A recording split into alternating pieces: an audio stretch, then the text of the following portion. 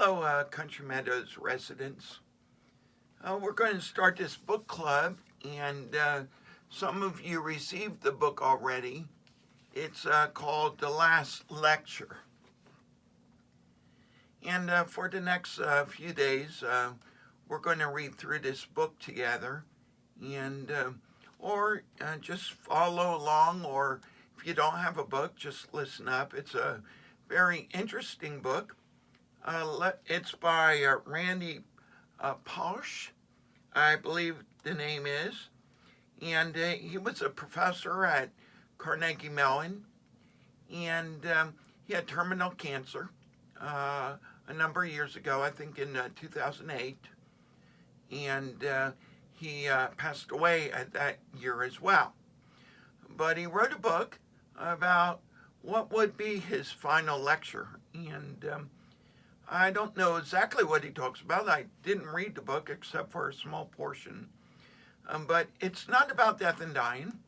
It's about life experiences and some of the wisdom that he wanted to convey to those that, if he indeed was giving his last lecture.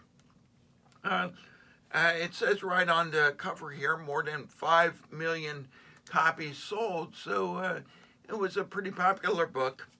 And let me just read from the cover. It says, a lot of professors give talks titled The Last Lecture.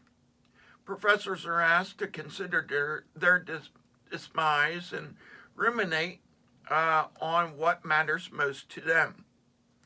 And while they speak, audiences can't help but mull the same question. What wisdom would you impart to the world if we knew it was our last chance? If we had to vanish tomorrow, what would we want as our legacy? When Randy Pausch, a computer science professor at Carnegie Mellon, was asked to give such a lecture, he didn't have to imagine as his last, since he had recently been diagnosed with terminal cancer. But the lecture he gave, Really Achieving Your Childhood Dreams, wasn't about dying. It was about the importance of overcoming obstacles, of enabling the dreams of others, of seizing every moment, because time is all you have, and you may find one day that you have less than you think. It was a summation of everything Randy had come to believe. It was about living. In his book, Randy has combined the humor, inspiration, and intelligence that made his lecture such a phenomenon, and given it an indelible form.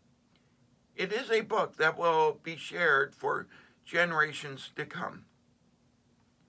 And it talks about him, Randy, a little bit, was a professor of computer science, human computer interaction, and design at Carnegie Mellon University from 1988 to 1997.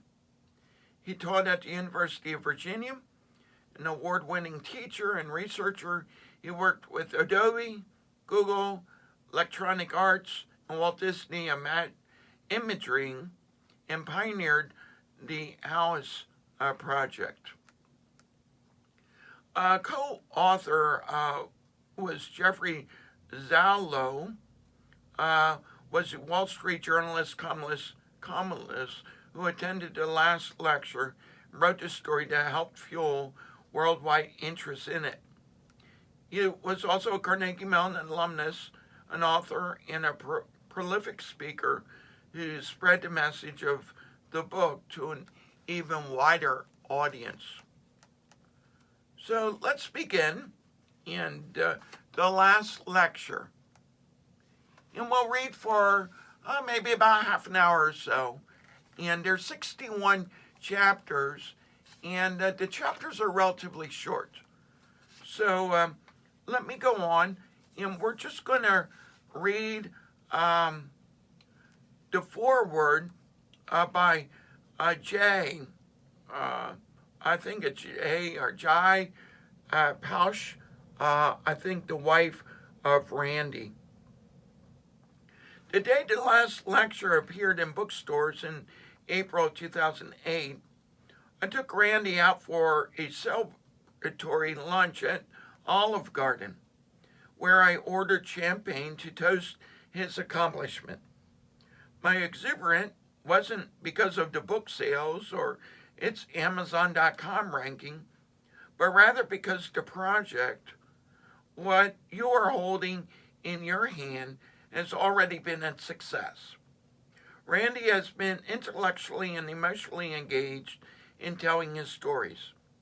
He worked hard with Jeffrey Zadlow to put together the lessons from his life experiences that he most wanted to pass on to our children as well as to others. Randy and Jeffrey's work together had been a positive diversion from the past several months during which Randy and I searched for drug therapies to slow his cancer growth. By this time in our cancer odyssey, Randy had tried various chemotherapy treatments, which had various degrees of success. However, the last treatment had taken a significant toll on his health, causing a dangerous reduction in kidney function and congestive heart failure. Randy spent 4 days in the hospital to recover, but he was still feeling poorly, sleeping a lot, in weight rate, lacking all appetite. Was hoping the book's publication would cheer him up. After our lunch, we went to our local bookstore so Randy could see the last lecture for sale on the stand. As we walked around looking for a distinctive brown cover with rocket and stars, I could tell the outing was taking all the energy he had. So when we found his book on the table, I took his picture and we left directly afterwards to get him home to rest. I was so proud of him completing this project, for becoming a published author. But mostly I was happy he had lived this long, given that the doctor's original prognosis had given Randy only 3 to 6 months to live. He made it to 7. Not only did the book project bolster Randy's spirit, but the positive and loving response from people who read the last lecture was better than any medicine or oncologist could give him. For so long, Randy had been focused on doing everything he could to sow safety nets for his family. The lecture and sequential book had been one method to communicate the life lessons he would have had taught our children. But now Randy could see his efforts affecting not just his small family circle, but a much larger community than he ever could have imagined. Randy loved helping people. He came by it honestly, as his parents were a philanthropic with their time and the money. You know, some words I just have difficulty, so bear with me on that. His work as a professor and researcher were aimed at improving people's lives.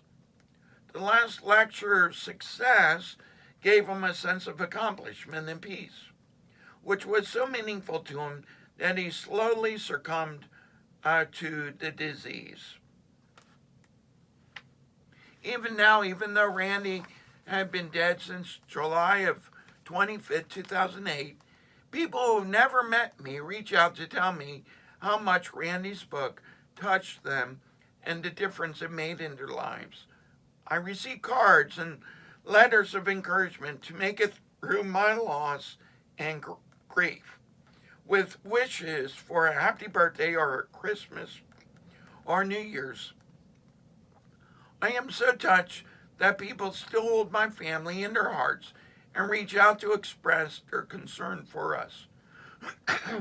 I have been amazed how Randy still inspires people to incorporate his ideas and goals into their lives. In memory of Randy's experience on the football field as a pipsqueak player, one football coach gives an award to the kids who put the most heart into the game, rather than to the most valuable player. Countless teachers have used the last lecture in their classrooms. It's even been assigned as freshman reading in colleges across America. I received many letters from these students telling me in their own words what story affected them the most, or which words of wisdom resonated with them. What a wonderful gift Randy gave that continues to have a powerful and positive effect on folks, and how happy he would to know that. These past few years without Randy have been hard. I won't deny it or downplay it. In spite of our loss and sadness, my children and I choose to find the joy in life and the good in people, just like Randy did, just like Randy would have wanted it. That's the best lesson I can teach them in honor of their father. Introduction. I have an engineering problem. While for the most part, I'm in terrific physical shape, I have 10 tumors in my liver, and I have only a few months left to live.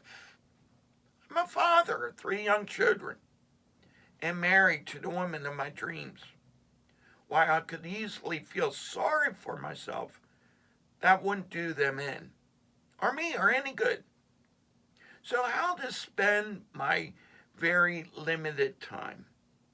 The obvious part is being with and taking care of my family. While I still can, I embrace every moment with them and do the logistic things necessary to ease their pain into a life without me. The less obvious part is how to teach my children what I would have taught them over the next 20 years. They are too young now to have those conversations. All parents want to teach your children right from wrong, what we think is important, how to deal with the challenges of life will bring them. We also want to know some stories from our own lives, often as a way to teach them how to lead theirs. My desire to do that gives me a last lecture at Carnegie Mellon University. These lectures are routinely videotaped. I know what I was doing that day, under the rouse of giving an academic lecture. I was trying to put myself into a bottle that would one day wash up on the beach for my children. If I were a painter, I would have painted for them. If I were a musician, I would have composed music. But I'm a lecturer, so I lectured. I lectured about the joy of life, about how much I appreciated life, even with so little of my own left. I talked about honesty, integrity, gratitude, and other things I hold dear and try very hard not to be boring. This book is a way for me to continue what I began on stage, because time is precious. I wanted to spend all that I could and can with my kids. I asked Jeffrey Laszlo for help. Each day I ride my bike around the neighborhood, getting exercise crucial for my health. On 53 long bike rides, I spoke to Jeff on my cell phone headset. He then spent countless of hours helping me to turn my stories, I suppose we could call them 53 lectures, into a book that follows. We knew right from the start, none of this is a replacement for a living parent. But engineering isn't about perfect solutions. It's about doing the best you can with limited resources. But the lecture in this book or my attempt to do exactly that. First chapter, chapter 1, and in chapter 1 there's also chapters, or let's call it the first part. The first part is called the last lecture.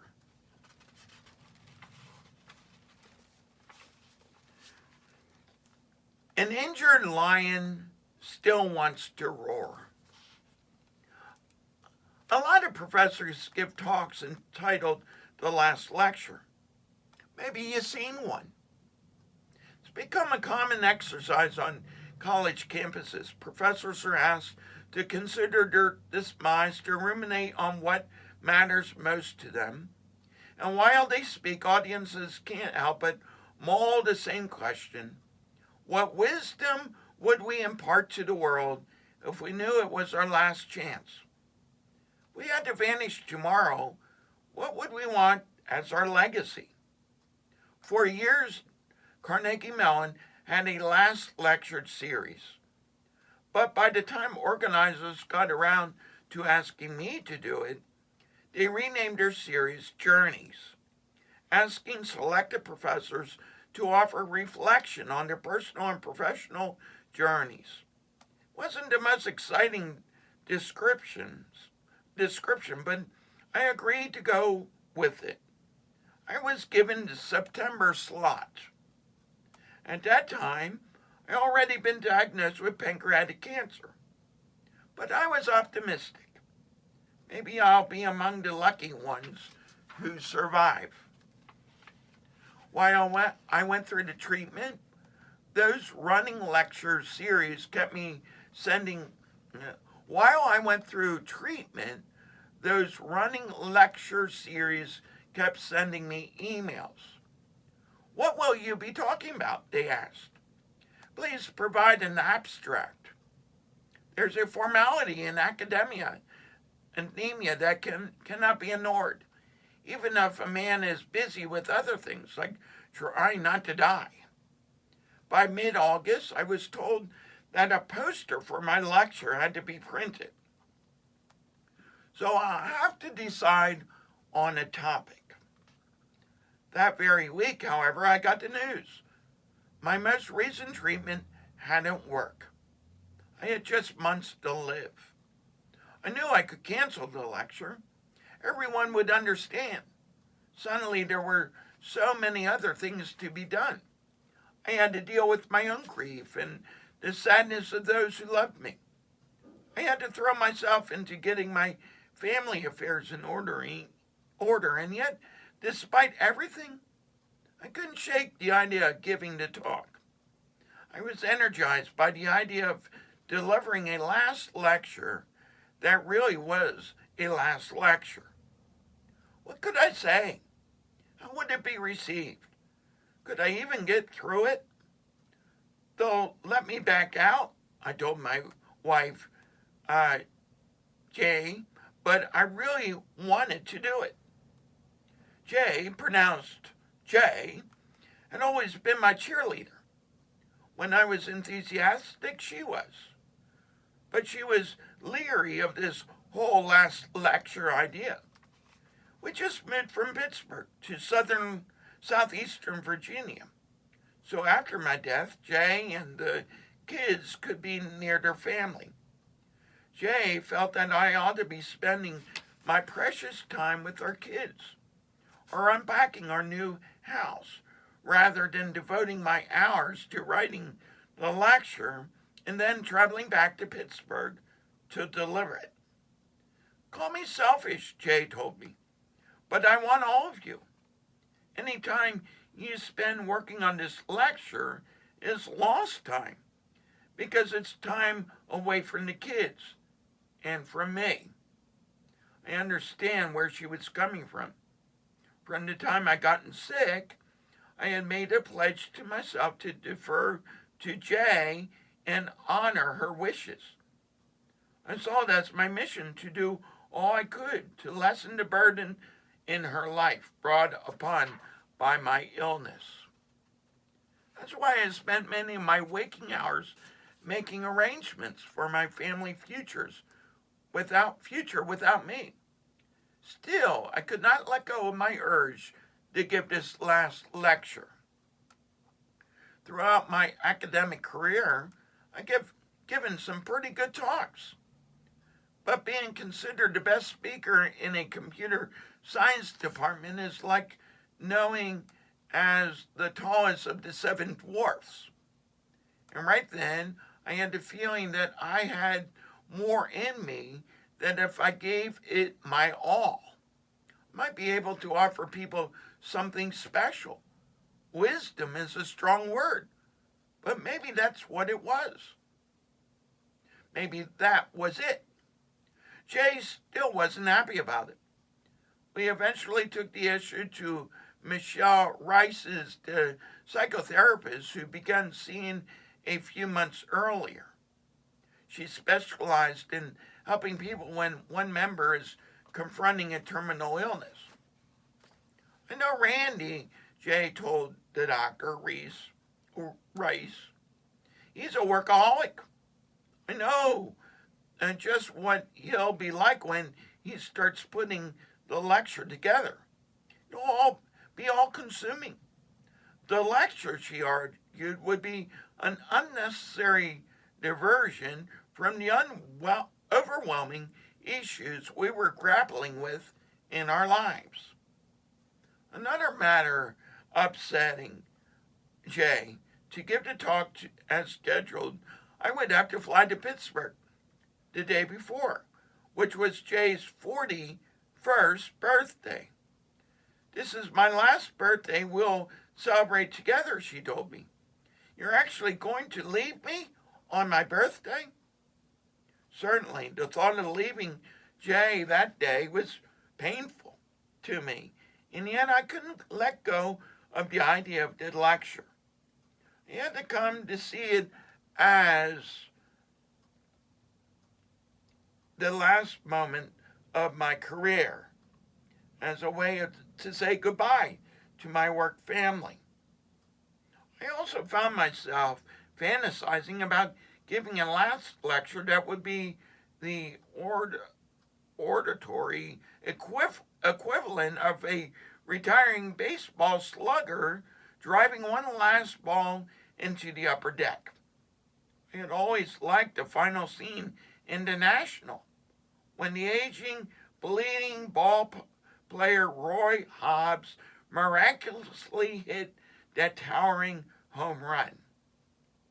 Dr. Reese listened to Jay and to me.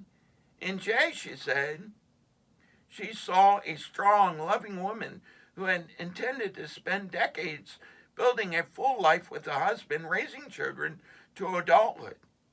Now our lives together had to be squeezed into a few months. In me, Dr. Reese saw a man not yet ready to fully retreat to his home life, certainly not ready to climb into his deathbed. This lecture would be my last time many people I care about will see me in the flesh, I told her flatly. I had a chance here to really think about what matters most to me, to cement how people will remember me, and to do whatever good I can on the way out. More than once, Dr. Reese had watched Jay and me sit together on her office couch, holding tightly to each other, both of us in tears. She told us she could see the great respect between us. She often vociferously moved by our commitment to get our final time together right. But she said it wasn't her role to weigh in on whether or not I gave the lecture. You have to decide on your own, she said, and encouraged us to really listen to each other so we can make the right decision for both of us. Given Jay's resilience, I knew I had to look honestly at my motivations. Why was this talk so important to me? Was it a way to remind me and everyone else that I was still very alive? to prove I still had fortitude to perform? Was it a limelight lover's urge to show off one last time? The answer was yes on all fronts. An injured lion wants to know if he can still roar, I told Jay. It's about dignity and self-esteem, which isn't quite the same as vanity. There was something else at work here, too. I had started to view the talk as a vehicle for me to ride into the future I would never see. I reminded Jay of the kids' ages, 5, 2, and 1. Look, I said, at 5, I suppose that Dylan would grow up to have a few memories of me. But how much would he really remember? What do you and I remember from when we were 5? Will Dylan remember how I played with him or what he and I laughed about? It may be hazy at best. Or how about Logan or Cleo? They may have no memories at all. Nothing. Except Cleo and I could tell you this. When the kids are older, they're going to go through this phase when they absolutely achingly need to know. Who was my father? What was he like? This lecture could give them an answer to that. I told Jay I make sure Carnegie Mellon would record the lecture. I'll get you a DVD. When the kids are older, you can show it to them. It'll help them understand who was I and what I cared about. Jay heard me out, then asked the obvious question. If you have things you want to say to your kids, or advice that you wanted to give them, why not just put a video camera on a tripod and tape it right here in the living room? Maybe she had me there, or maybe not. Like that line in the jungle, my natural habitat was still on a college campus, in front of students.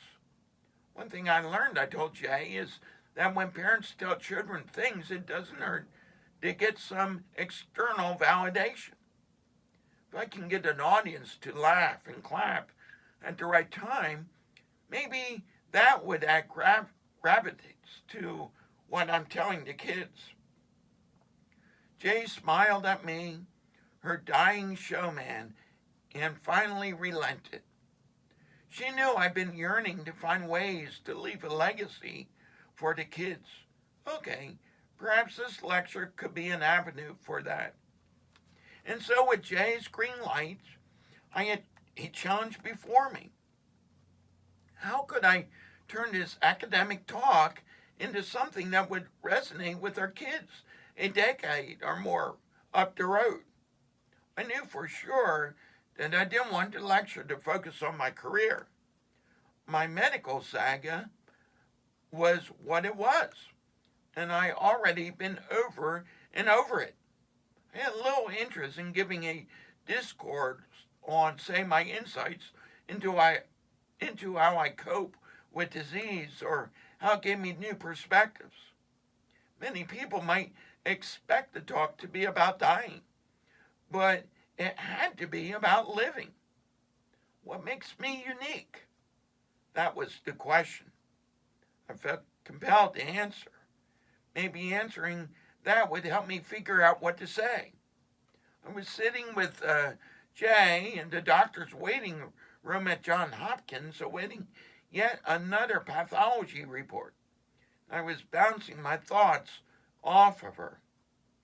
Cancer doesn't make me unique, I said. There was no arguing about that. More than 30,000 Americans a year are diagnosed with pancreatic cancer alone.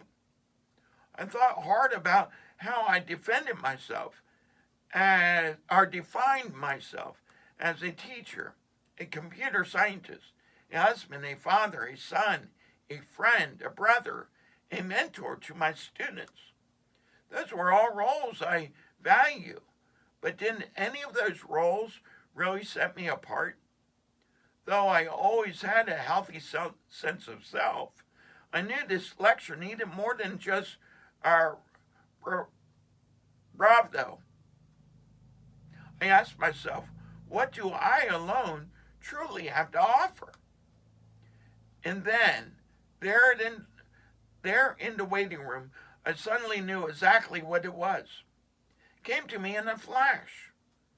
Whatever my accomplishments, all of the things I loved were rooted in the dreams and goals I had as a child, in the ways I had managed to fulfill almost all of them. My uniquenesses, I realized, came in the specifics of all the dreams, from the incredible meaningful to the decidedly quirky, that defined my 46 years of life. Sitting there, I knew that despite the cancer, I truly believed that I was a lucky man because I have lived out these dreams. I have lived out my dreams in great measure because of the things I was taught by all sorts of extraordinary people along the way. If I was able to tell my story with the passion I felt, my lecture might help others find a path to fulfill their own dreams. I had my laptop with me in that waiting room. I fueled by this epiphany. I quickly tapped out an email to the lecture organizer. I told him I finally had a title for them. My apologies for the delay, I wrote. Let's call it Really Achieving Your Childhood Dreams.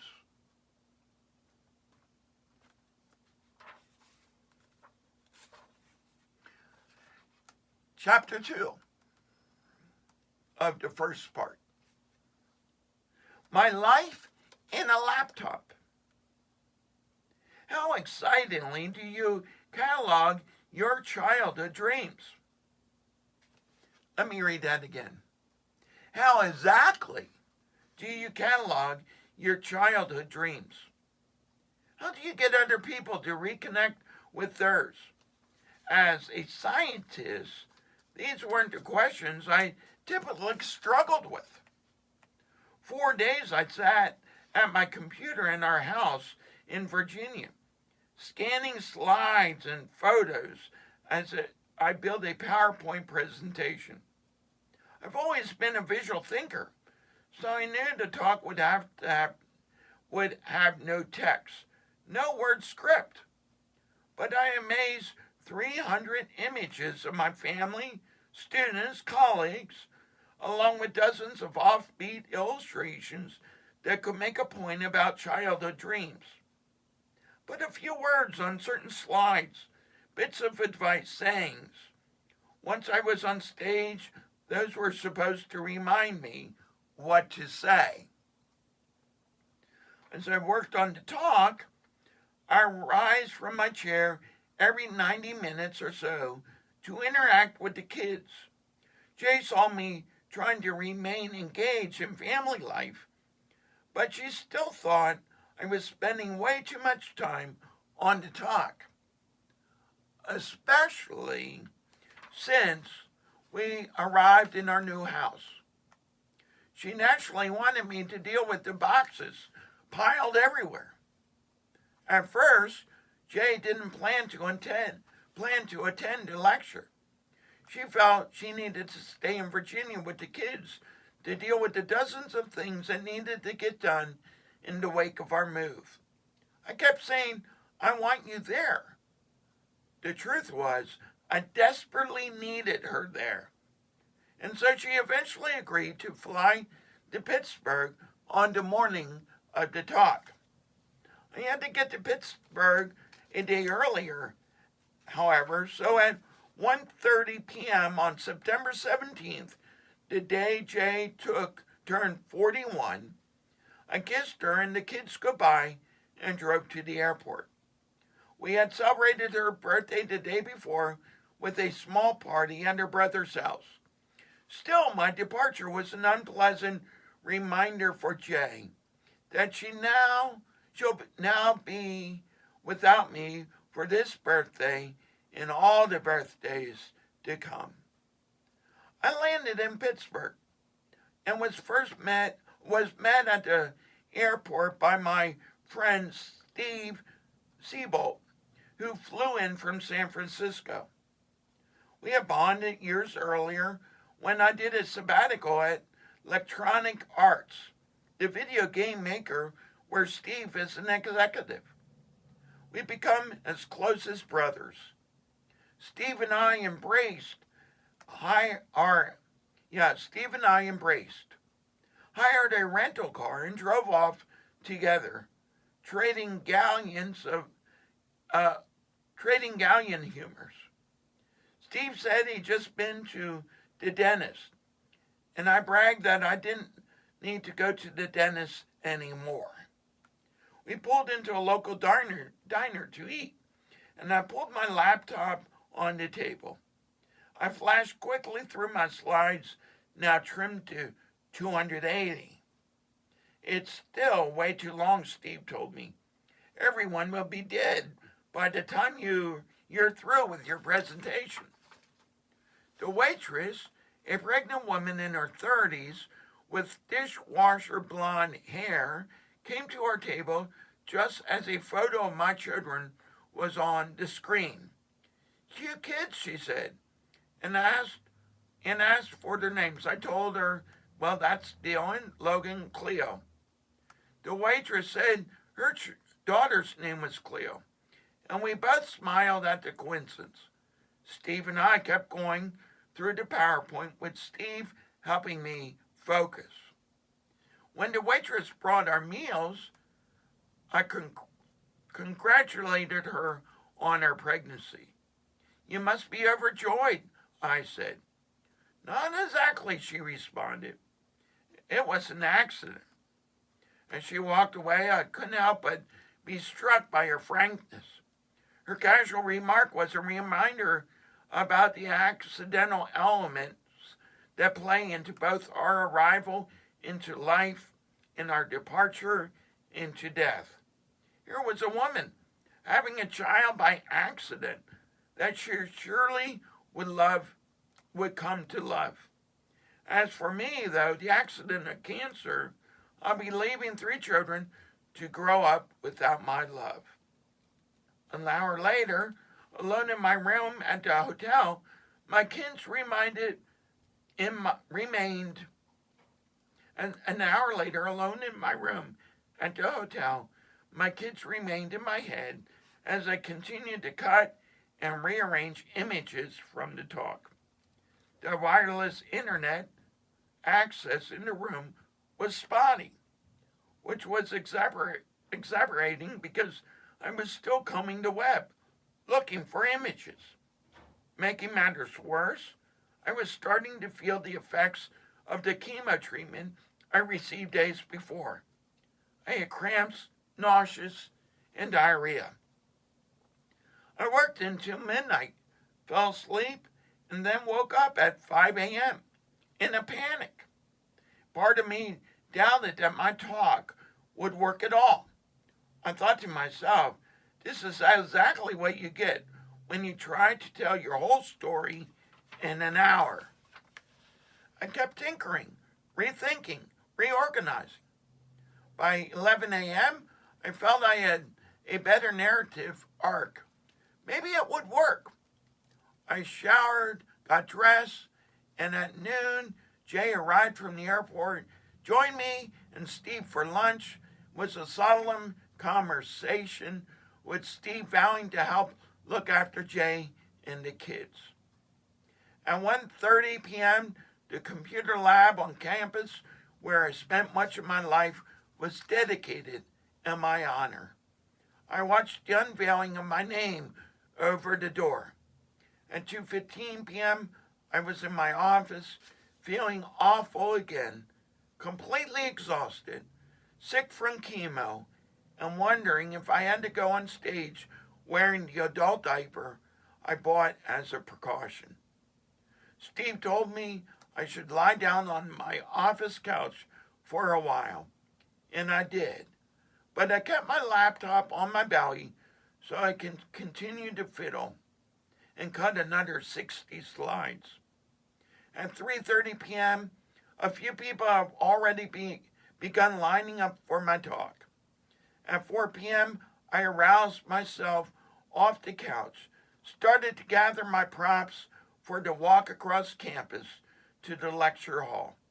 In less than an hour, I'll have to be on the stage. Well, tomorrow we'll continue with chapter 3 of section 1, and the chapter title is The Elephant in the Room. I hope you enjoy the book, the last lecture, and we will be with you tomorrow. In fact, we'll go through the book each day, Monday through Friday, about the same time, and until we get through with it. What a wonderful book about this individual that is on his final stage of life, a young guy, computer scientist, and giving his, fulfilling his dreams in life, and then giving his advice so we can see our dreams fulfilled as well. Thank you, and have a great day, and we'll see you tomorrow.